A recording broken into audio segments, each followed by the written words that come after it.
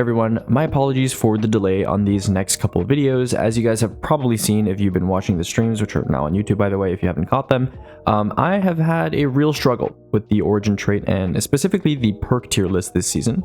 And one of the reasons is I am completely redoing both tier lists because I don't think they're up to the standard of the other tier lists where they're good enough that I can just adjust a couple perks every season up or down. So you'll notice, for example, if we go to the changelog, that I've actually changed nearly 100 perk positionings on the perk tier list, and that's because I've completely redone the tier list with like a new mindset. So, you know, a lot of changes this season, and that's kind of caused me to take a really long time. Damage testing and all the stuff like that has been delayed because of this, but hopefully it's to a good end, a good cause. But yeah, so it's in the future. You know, for my legendary, you know, linear fusion tier list, for example, I only need to move options up or down one tier or so every time a new linear comes out, or maybe a new perk comes out, or my opinion changes on a linear or something like that. Whereas in the perk tier list, I think a lot of it was inaccurate or not up to par, right? So hopefully this will make it so that next season I don't have to move things as much, and we'll talk about some of the changes that I made that hopefully make it so that it's a bit more improved. So there's three things I want to talk about. First, you'll notice that the top tiers compared to last season are much stricter. For example, the S tier for perks only contains 7 perks. So I made my criteria, I made my strictness when it comes to grouping in tiers a lot more well-defined and a lot more stringent this time around. And so you'll notice that a lot of the perks in the lower tiers, they're going to be shifting downward. The F, G, H tiers, they're going to be a lot more bottom heavy now. And so that's something you should be aware of. And obviously, like I've told you guys before, my tier lists are very different from like typical tier lists where I'm not very kind to some perks, let's just say. So if your perk, you know, is like in the E tier or in the D tier, that doesn't necessarily mean it's bad. A lot of the stuff in the D or E tier, if you read the descriptions, they're not necessarily negative, right? So even stuff in the F tier, it's like, it not necessarily means it's like complete garbage, because there is an H tier too.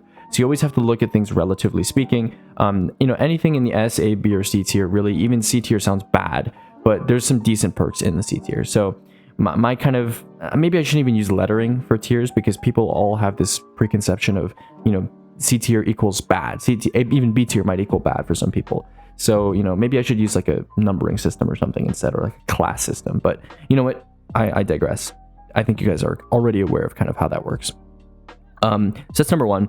Number two, I want to focus on usability and noticeable value this time around versus theoretical / vacuum value. So what do I mean by that? So in the past, especially in the perk tier list in particular, right, I was kind of trying to stride this fine line between kind of ranking perks that are very usable and, you know, they're very noticeable and a lot of people use them a lot in endgame content, and that's what I value, versus theoretically on paper, what is the raw power of the perk. So a good example of this is something like Archer's Tempo, right? So Archer's Tempo, in reality, most people who play endgame content don't care too much about bows, so there's some context for you.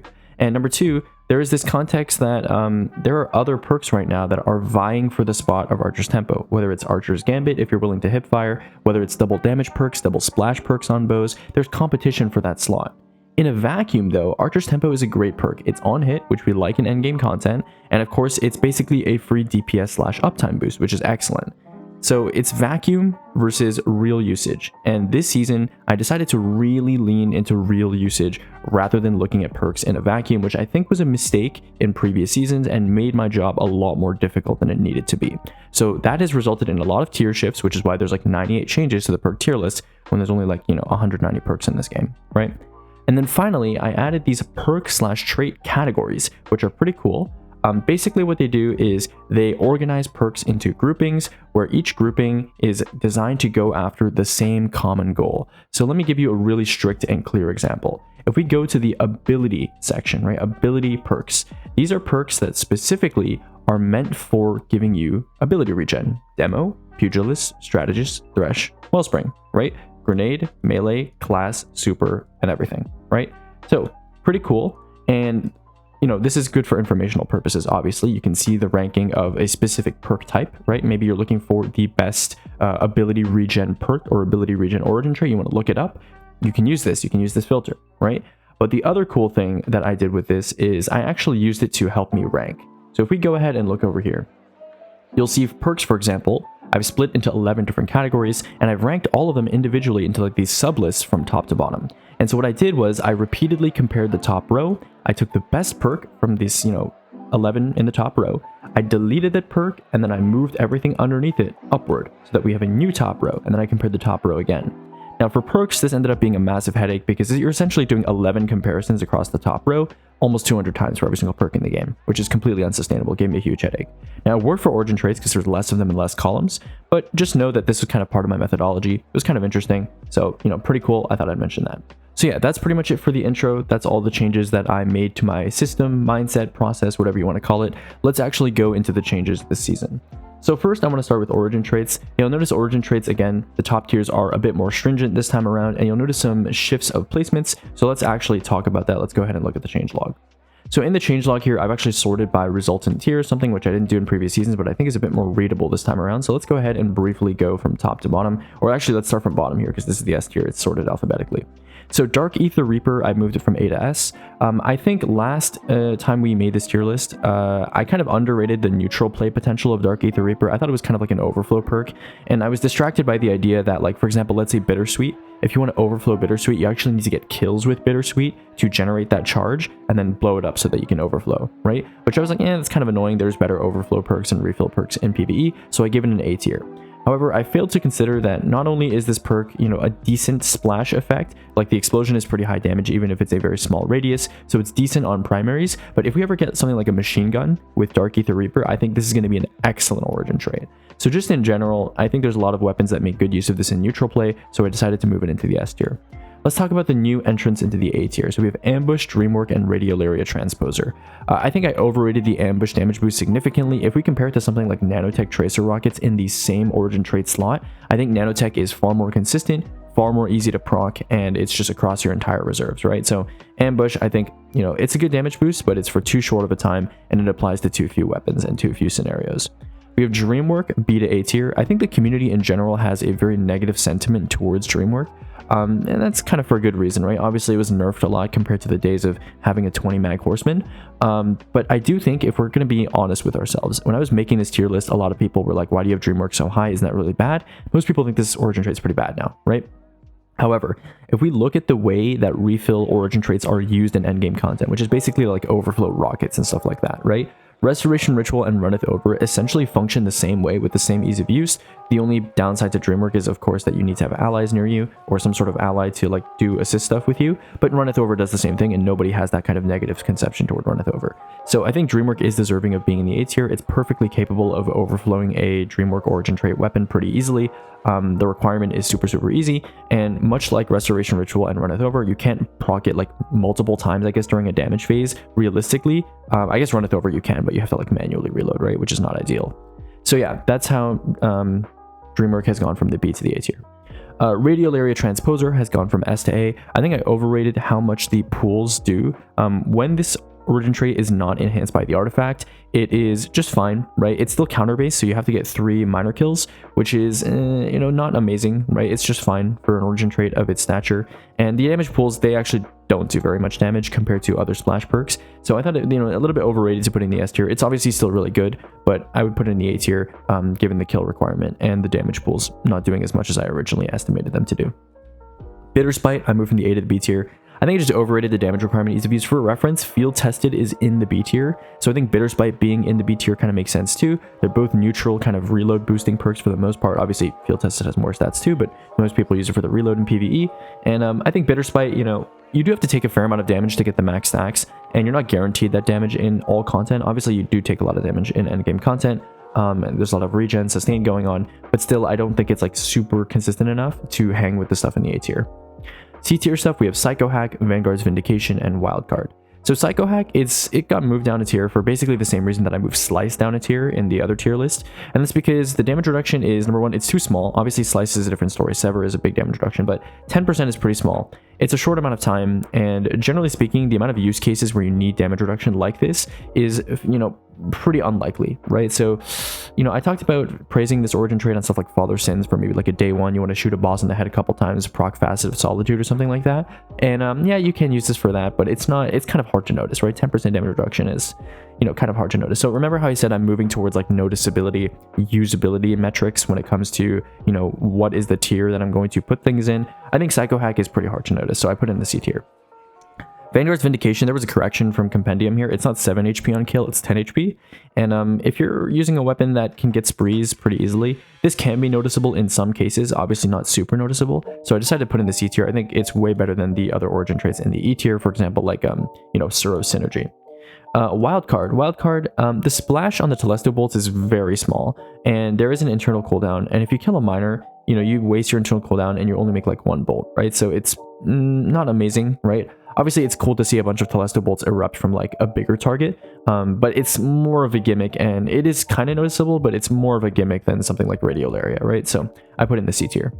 D tier, Alacrity, I think I kind of overestimated. Like, it is very noticeable if you're solo, but I think I kind of overvalued how good it is, especially given that most people are not like picking origin traits or thinking with Alacrity in mind when they play solo content.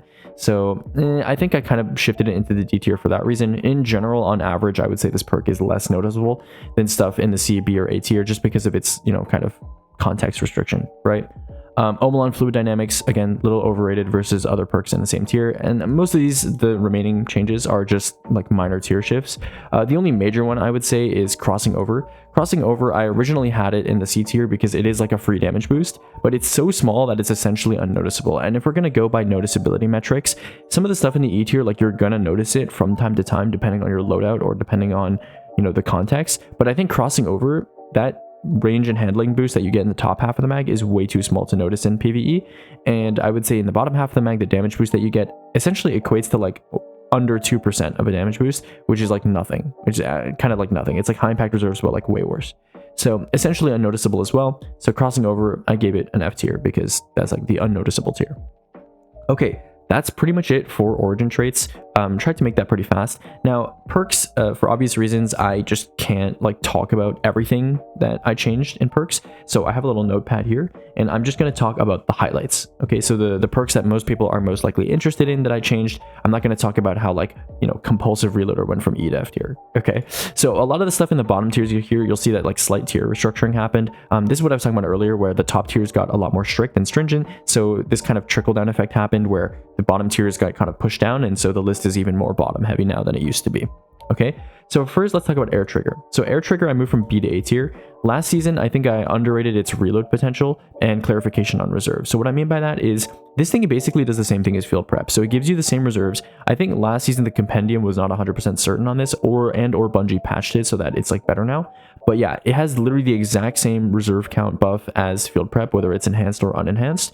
And the reload potential is really good. Like, it's a strong reload perk on certain weapon types. A lot of endgame players are jumping or airborne all the time while they're playing. So really, really good. And I think it's like field prep, but better. Like field prep, crouching is pretty awkward. The ready stow handling scalers don't really come into play that often in PvE. So I would say the only benefit field prep really has is the reload scaler is, you know, there's a duration scaler and the reload buff is a little bit more. But I would say it's a small price to pay.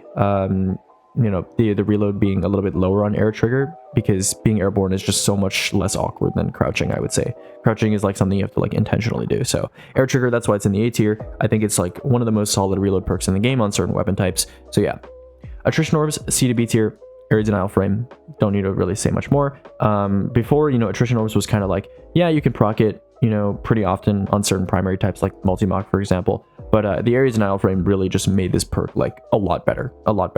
So I didn't really think it was possible to, you know, make this perk better. I didn't think they'd put it on an Area Denial Frame, but they did. And so, yeah, that's why it's in the B tier now. Chaos Reshaped. This is no longer an S tier perk. I think it has uptime consistency issues in endgame content. There's a lot of phases in this game where you're not going to be able to keep tier 2 procced going into damage. So it's basically 5% higher than bait and switch, except it is a lot more annoying to have it. There's a lot of damage phases where you start damage and you haven't even like had the opportunity to be in combat. So it is pretty limited in terms of its use when it comes to sustained DPS as like a damage perk. And then in terms of like a normal neutral perk, it's fine, I would say, but it's competing with a lot of perks on stuff like primaries where you'd rather have like a splash damage perk instead, something like Jolting Feedback or Incandescent. So the survivability aspect is nice. That's why it's not like in the B tier or in the C tier or something like that. But it does have uptime consistency issues, and I think the amount of endgame content where this perk really shines is rather limited compared to a lot of the stuff in the S tier. I wouldn't say it's as meta defining as some of the stuff in the S tier, which I'm sure you guys are familiar with at this point. Next up, we have Chill Clip. Chill Clip, it has expanded weapon type access. There's a new glaive with it. There's a new sniper with it. There's a new double fire GL with it, Liturgy. So yeah, because of this new weapons that have access to Chill Clip, I think it's become an even more prolific perk. I think it is the best in slot champ stun perk in the game. It stuns 2 champs by default. And before I used to say that like stunning unstops with it was like pretty slow and not really worth doing. But now that you have stuff like, you know, Liturgy where you can do shoot, slide, shoot, and it's like an instant stun. Yeah, I think Chill Clip is actually pretty good. Demolitionist. This one's kind of a sign of the times. I think generally Demolitionist is less desirable and less important in the current sandbox. These days, Demolitionist is competing with a lot of other excellent perks in its slot, whether we're talking splash perks, whether we're talking utility perks. And so these days, I would say like the ability regen, not that important. Every class has access to Spirit of Inmost Light. You know, grenade spam builds are, I would say, kind of at an all-time low. You know, a lot of strong melee builds these days. Or just, you know, utility builds combined with weapons. So just generally less important in the current sandbox, in my opinion. And obviously, you know, grenade rotations, damage-wise, the reload is not super useful. I would say the last remaining bastion of Demolitionist is like machine guns. I think Demolition is still great on machine guns. But yeah, besides that, I mean, B tier is not like a horrible tier or anything, don't get me wrong. But I don't think it's deserving of being in the A tier where there's a lot of strong perks right now that are a lot more important to endgame content. Destabilizing rounds. Destabilizing rounds went from B to D tier. I think I overrated its effect a little bit. The splash damage is not bad, don't get me wrong. But yeah, I made the upper tiers a lot more stringent this season, and so I looked at the other stuff in the B and the C tier, and I was like, destabilizing rounds is not as good as these. And from the usability standpoint, I was like, I would not rather use destabilizing over any of these perks. And so that's why I put it in the D tier. So you kind of need context. If you want the context, you can go to the perk tier list and check out what's in the B or C tier. Maybe you agree, maybe you disagree. We have Eddy Current. I think I underrated how often people have Amplified in the current sandbox. Amplified, I used to think of it as just like an arc thing, but Prismatic obviously has very easy access to Amplified. Couple that with the fact that Eddy Current is an arc exclusive perk, so if you're going to be using a weapon with Eddy Current, it's going to be arc, and getting arc kills on Prismatic makes you Amplified. So by the very nature of a gun having this perk, it is going to be compatible with the perk. So, yeah, I think I underrated the Amplified Presence in endgame builds. I don't think it is a perk that deserves to be above the D tier, though, because there's a lot of good perks in the S, A, B, and C tiers, but certainly not an F tier perk. And obviously, the stat benefits that you get from Eddy Current are very, very up there. I think it's like 60 reload or something like that when you're Amplified, which is pretty crazy. So yeah, Eddy Current, shout out Eddy Current. Explosive Light. This is another one that's kind of like a victim of my new approach. So it says here, yeah, actual usability versus perk effect. You know, the perk effect is nice, right? 100 blast radius, various amount of damage increases depending on the weapon type. But actual usability, Explosive Light is not used for much right now. I'm not gonna lie to you. Rocket-wise, bait and switch is taken over Explosive Light every single day of the week. And for heavy GLs, Explosive Light is really ammo inefficient, only affects like 1/4 to 1/5 of your reserves, right? So even burst damage-wise, it's not amazing, right? So yeah, Explosive Light, it just doesn't hang with the stuff in the A tier, or even in the B tier, right? The stuff in the B tier I'd rather use over Explosive Light, or it's more commonly viable than Explosive Light. Explosive Light is just a victim of, there's just other perks that are better than it, right? There's not really a reason to use Explosive Light in the big 24 these days, so it is what it is. But yeah, C tier placement it goes. Next up we have Frenzy. Frenzy, this is going to be a controversial one. I would say Frenzy has almost been power crept. Frenzy has almost been, and it's kind of crazy because Frenzy used to be considered maybe like the best perk in the game. So let me just remind you how Frenzy works, right? When you're in combat, which is basically all the time, you have 15% damage boost, 100 handling, 100 reload, right? Which is excellent. However, I would say the current sandbox just does not value those 3 boosts as much as it used to. Handling, obviously it's nice, but it's quality of life. 100 reload, I would say a lot of primaries are willing to forego a reload perk in order to have something like 2 splash perks or a splash plus a damage perk.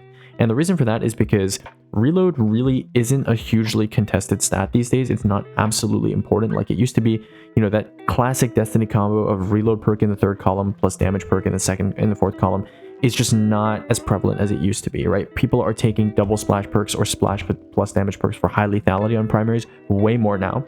Frenzy is irrelevant for damage purposes. It's not relevant on pretty much any heavy weapon or even most special weapons. The only special weapons where Frenzy was maybe kind of seen as being okay were like slugs, because there just wasn't a better alternative. I would argue that these days there kind of are better alternatives. So yeah, Frenzy, as much as I like the perk and as much as I've been a Frenzy glazer since like year 4 when it came out, this thing is just not as valuable as it used to be, right? So even though it's like essentially like a passive boost, those boosts are just not as valuable in the current sandbox, like I've written here. So it's dropped down to the A tier. And you'll notice that, you know, if you look at the S tier and you compare it to the A tier, the stuff in the S tier is like truly transformative. It's stuff that really changes the game. You know, let me actually give you an example, right? Stuff in the S tier. Eager Edge, don't need to talk about that. Envious Arsenal, best, you know, BNS compatible reload perk in the game. 1-2 punch literally is the foundation of melee builds in this game, a lot of melee builds in this game. Best consistent damage perk in the game, best irreplaceable survivability perk in this game, and then you have Relentless and 4 times, which essentially double, triple, you know, quadruple the amount of total damage that a weapon has, which is absolutely insane. And then that's the end of the S tier, right? So if you want to make the argument that Frenzy is up in here with these guys, you know, maybe you can, but I'm not going to. Okay, next up we have Loose Change. So Loose Change, I underrated it. I just moved it from F to D tier. This is kind of a similar situation as like Amplified. I just underrated how often you're applying 3.0 debuff applications these days. It's pretty common. No matter what class you're playing, Warlock, Hunter, Titan, builds these days apply 3.0 debuff applications plenty of the time, whether we're talking ability-based or weapon-based. So Loose Change, you know, it's like 50 reload or something, pretty good, and it's going to be active like pretty often. So I don't think it's deserving of being in like the F tier. I think D tier is fine for it. Similar situation to Eddy Current, like I mentioned. Okay, next up we have Physic. Physic, you know, for those of you that use the no hesitation support auto, this past contest mode, I think people kind of understand why this support auto is so good, and part of that reason is Physic. I think I've kind of underrated the importance of Physic for support auto usage. Normally when you think support auto rifle, you think of healing your teammates, but Physic allows you to basically think of it as healing yourself as well, which is pretty useful. So I would say Physic, move from the C to the A tier. Pretty important stuff. The goal of Physic is very different from the goal of most of the perks in the A tier, so it's a little bit hard to compare them side by side, but I do think endgame relevance wise, I think Physic is up there with the stuff in the A tier. Next up we have Recombination. I think I overrated Recombination in the grand scheme of endgame PvE. The perk itself has a pretty nice effect, obviously, like 8 elemental kills or whatever, and you combine it into a single double damage shot on something like a kinetic weapon, most notably on stuff like Heritage and Succession. I would say these days this is not super necessary. Obviously it increases your ammo efficiency a lot, increases the burst damage a lot of these weapons, but I would say, you know, compared to the other stuff in the A tier, it's not as fundamentally important, right? This is a good example of like perk effect versus like perk usability or usefulness or noticeability. I would say it's not up to par with like the stuff in the A tier. So that's a pretty interesting stuff there. Next up we have Repulsor Brace. Repulsor Brace, again, same thing, new approach. The problem with Repulsor Brace is not that Void Overshield is bad or anything. Void Overshield is pretty good. The effect is pretty nice. The problem is you are basically restricted to Void debuffing subclasses. And in endgame content, in meta endgame content, the vast majority of the time, people are not playing builds that are Void debuffing enemies as much. And so because of that, it's a bit more awkward to use. And a lot of the time when you're playing Void builds, you are kind of getting Overshield on your own anyways through stuff like Facet of Purpose. So yeah, it's not like super necessary. It's not a bad perk by any means, like the effect is not horrible or anything, and it's a good pairing with Destabilizing Rounds, but in terms of endgame usability and viability, I really don't think it's anywhere near the stuff in the B tier. Next up we have Reservoir Burst. Reservoir Burst, I think I just overrated it, and also overflow perks have been nerfed, right? So commonly paired stuff with this like Reconstruction and Envious Assassin, those have both been nerfed. And so that kind of affects the viability on fusion rifles. On top of that, I think I just overrated Reservoir Burst in general. I've moved a lot of sustained damage perks down. Reservoir Burst is one of those perks. So next up we have Slideshot and Slideways. Obviously Slideways is in the same tier as Slideshot now because they're almost in parity now. The only difference is Slideshot can reload multiple times per slide, but that doesn't tend to come up in terms of like endgame meta usefulness conversations all the time. So I think they're fine being in the same tier. Obviously the Slideways internal cooldown used to hold it back a lot. Now, Slideshot and Slideways, I think I underrated their usefulness and how much they transform your playstyle on GLs, specifically on stuff like Liturgy with Chill Clip. You can basically instantly proc Chill Clip back to back very quickly. So I thought that was pretty useful, pretty interesting stuff.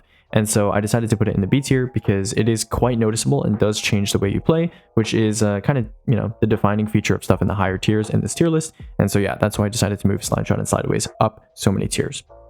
And okay, so next we have a bunch of categories, so not individual perks, but categories of perks that I've moved for common reasons. You'll probably notice that I've like skipped over some stuff like Reconstruction, and that's because I'm going to cover it in this section. So first, payload perks in general, I think have lower value overall. So stuff like explosive payload from B to D, stuff like time payload, which I believe also went from B to D, and then stuff like explosive head, which went from C to D. And the reason for this is because just generally speaking, it's kind of like the frenzy effect, right? A lot of the time, you are taking splash perks that are not kind of explosive payload. Explosive payload doesn't really count as a splash perk. Right? I'm talking stuff like Firefly, Incandescent, Kinetic Tremors, etc., etc. A lot of the times you are taking those perks, and then you're taking some sort of damage perk or some sort of, you know, utility perk. A lot of the time, the primary combination kind of paradigm has shifted over time, and I think the payload perks are not as useful as they used to be in like, you know, year 4, year 5, where like people had this slow play style where like staggering individual ads was really good and you would just shoot them one at a time. I think that's kind of gone out the window, right? People tend to just spam abilities, and or, you know, maybe they sit in their rift or something, but their primaries are a lot more lethal these days. And so explosive payload doesn't just find as much value as it used to, in my opinion. Obviously, it still pairs very well with stuff like shoot to loot, but that's pretty niche, and I wouldn't consider it to be like a major factor when it comes to tiering stuff in this list. Next up, we have nerfed plus arsenal competition, Envious Assassin, and Reconstruction. Yeah, I don't think I need to tell you twice. Envious Assassin is significantly more annoying to use, and Envious Arsenal is now a thing. So I moved it into the B tier. I think people overhate on Envious Assassin a little bit. It still does triple your mag, and it's the only perk in the game that can kind of allow you to shoot back to back like that. Even Envious Arsenal requires you to swap, which can be a bad/good thing depending on the context. But Envious Assassin still does something that no other perk does, which is essentially allow you to shoot 3 mags worth in one go, which can be game warping in some cases, right? It's the only kind of perk that can really do that. But yeah, it is significantly more annoying to use and significantly less applicable than something like Envious Arsenal when you consider how popular bait and switch is. And then of course, Reconstruction, I think, was the real loser of this nerf. 2 seconds, really rough. For reference, it now takes almost a full minute to overflow completely a weapon from 100 to 200% capacity using Reconstruction now, even if it's enhanced, which is insane, absolutely insane. Definitely deserving of an S to C tier drop here. I think this affects its viability on stuff like Commemoration, a bit more annoying to use, certainly going to be more noticeable with how slow Commemoration loads now. You may even want, some people may even want to consider Subsistence now. I don't know, it's real game changer, this one, and obviously makes so that this is completely irrelevant for damage rotations now as well. 2 seconds is an insane amount of time to be waiting for something like a rocket like Apex Predator to be reloading. So insane stuff. Reconstruction, don't know why they nerfed it this hard, but yeah, S to C tier for sure. Next up, we have powerful niche content perks. So a lot of people, not a lot of people, but some of you were saying that, you know, stuff like Cascade Point shouldn't be in the S tier. And with these new criteria that I have, like usability metrics, I kind of agree. So stuff like Cascade Point, Bipod, Shoot to Loot, Trench Barrel, those perks are a little too niche to be in the S tier. So I've dropped Bipod from S to B, Cascade Point from S to B, Shoot to Loot, I believe, has dropped from S to B, and Trench Barrel, I believe, has dropped from S to A. Okay, so yeah, I think pretty fair assessment. A lot of the stuff in the S tier, in the perk tier list right now, in the current updated version, is applicable in pretty much all content, right? And you can make a case for Eager Edge, but that's kind of a meme placement anyway. I just put it at the top. Okay, next up we have spree perks being overrated in general. So you'll notice that I skipped over stuff like Desperate Measures, Killing Tally, Golden Tricorn, and I think spree perks in general have been overrated. I think in general, in endgame content, spree perks are explicitly single target. They're explicitly single target, and that makes them kind of mediocre compared to stuff like, you know, Firefly, Incandescent, even perks like Dragonfly, right? And so while Desperate Measures is like not a bad perk by any stretch or anything like that, when you compare the usability info on it compared to, like, let's say, okay, let me give you an example. Let's say a lot of people like Desperate Measures and perks like One for All on the call. Would you rather take One for All or Desperate Measures, or a perk like Chain Reaction, or a perk like Volt Shot or Incandescent, right? I think the perk choice is quite obvious, right? The only reason why people don't take a splash perk on the call is because Hatchling is a pretty bad splash perk, right? So I do think splash perks are in general more usable than spree perks. The spree perks, I have not really changed the hierarchy between them too much, but I've shifted them all down a rather large amount, because if you compare them to stuff in the B or in the A tier, a lot of the spree perks, spoiler alert, are in the C tier. If you compare them to a lot of the stuff in the upper tiers, they just don't really compete. In general, I think most players would prefer splash perks.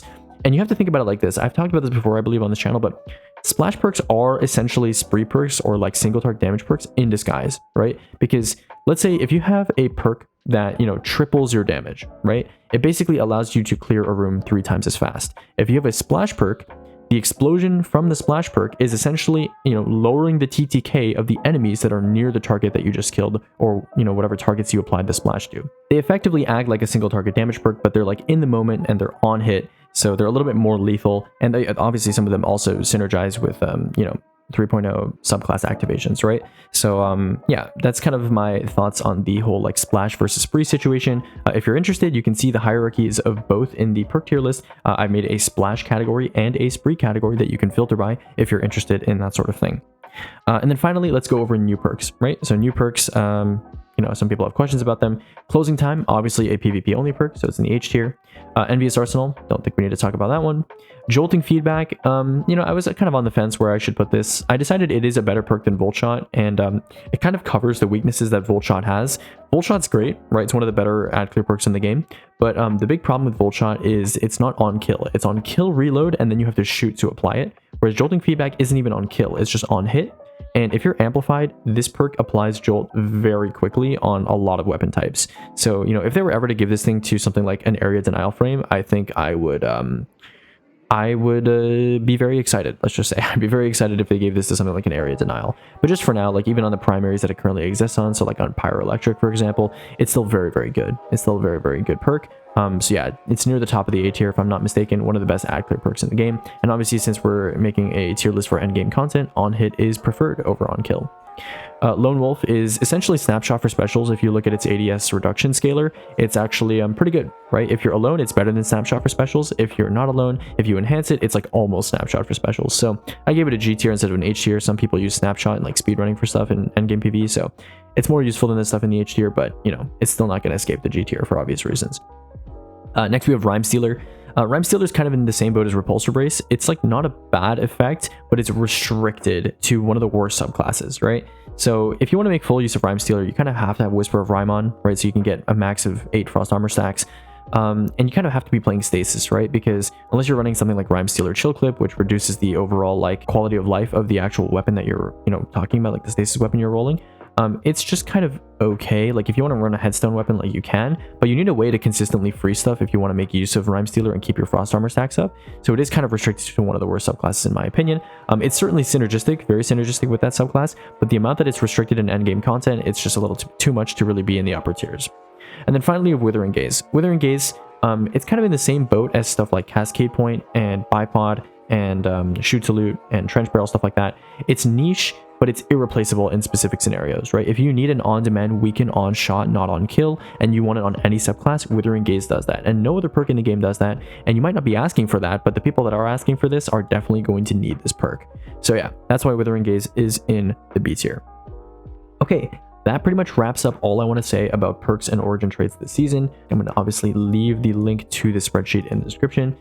Pretty interesting stuff for sure. If you have any questions, comments, concerns, feel free to let me know. I'm always open to feedback. A lot of the changes I made this season, you know, compared to last season's tier list, which I think were like a bit more messy, were based on comment feedback. So feel free to leave some feedback. This perk tier list in particular took me a long time to make. So yeah, I would appreciate if you guys left me any feedback that you guys have. And yeah, we're going to do the exotic weapon tier list next, and I'll probably be damage testing on stream for the next week. So yeah, I'm excited to hopefully do my damage testing on time this season instead of at the end of the season and then not release it. So yeah, goodbye.